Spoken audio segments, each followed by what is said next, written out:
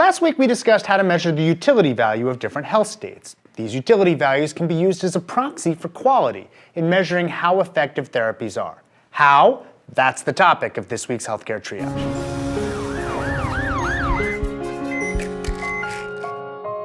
Last week we established that the utility value for moderate seizure disorder is about 0.9. By the standard gamble, that means I'd take a 10% risk of death to have it cured right now. By the time trade-off, that means I'd trade about 10% of my remaining life away to be cured for the rest of my life. We can use that utility value to calculate what's known as a QALY, or a quality adjusted life year. That's because it takes into account both how long you're going to live as well as the quality of the life you'd have while alive. When you take a utility value and multiply it by a number of years, you get a number of QALYs. Let's say moderate seizure disorder has a utility of 0.9. Then, curing me of the illness would gain me 0.9 times about 40 years of remaining life left, or 36 quality-adjusted life years. So if I had 40 years of moderate seizure disorder left, I'd have 36 QALYs. If I was cured today, I'd have 40 years of perfect health, or 40 QALYs. I've gained 4 QALYs. And if the treatment cost, let's say, $100,000, then the cost effectiveness would be $100,000 divided by 4 QALYs equals about $25,000 per QALY. That's pretty cost-effective. A sample of cost-effective things from the Tufts Cost Effectiveness Analysis Registry can give us some comparisons. For instance, diabetes education and self-management for people with type 2 diabetes has a cost-effectiveness of $4,000 per QALY. Daily dialysis for a 60-year-old critically injured male with a kidney injury is $6,000 per QALY. HIV counseling, testing, and referral in high-risk populations is $44,000 per QALY, and we do that. Screening 60-year-old heavy smokers with annual CT scans, which I mentioned in our NNT video because it works, and which is recommended by many professional groups, is $140,000 per QALY. So even though $100,000 seems like an exorbitant amount of money for a treatment to cure moderate seizure disorder, getting that many years of perfect health is a huge gain. Unfortunately, such a cure doesn't exist. But there are similar real-world examples. Sovaldi, a drug for patients infected with hepatitis C, is being sold right now for about $84,000 for a full treatment. That's a lot of money for a drug, but what do you get for it? A study last year found that compared to no treatment, with no cost, Sovaldi got people an extra 2.1 QALYs for about $54,000.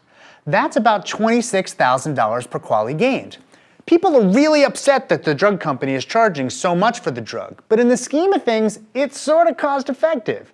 Makes one wonder if that's how they came up with the price. But people, especially people in the United States, are really uncomfortable with this kind of reasoning.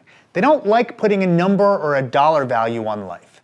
Some think that discussing cost-effectiveness puts us on the slippery slope to rationing or even death panels. After all, if we decide that the $1 billion for a day-of-life pill isn't worth it, what's to stop us from deciding that spending a couple $100,000 to extend grandma's life for a year isn't worth it either? In fact, we in the United States are so averse to the idea of cost-effectiveness that when the Patient-Centered Outcomes Research Institute was founded, the body that is explicitly tasked with doing comparative effectiveness research, the law that made it so explicitly prohibited PCORI from funding any cost-effectiveness research at all. As it says on their website, and I'm quoting, "We don't consider cost-effectiveness to be an outcome of direct importance to patients." As a physician, a health services researcher, and as a patient, I have to disagree.